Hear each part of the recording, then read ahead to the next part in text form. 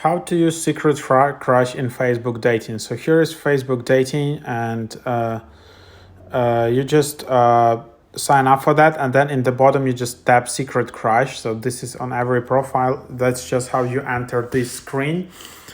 And yeah, so this is a pretty cool feature. So you have 9 profiles, and you can add your own secret crushes from your Facebook or Instagram. So how it works, a secret crush can be Facebook friend or Instagram follower you're secretly interested in.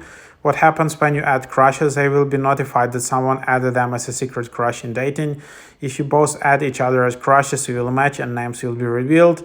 How many crushes can you add? You can have up to 9 crushes at a time. You can also remove crushes anytime. A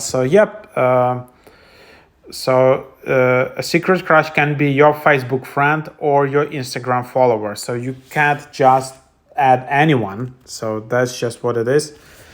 So you can just go and, for example, add some profile from here, and then they will be notified either on Facebook or Instagram, but they not gonna know that you exactly added them. They will just be notified that there is some like secret admirer for them, and they don't know who that is.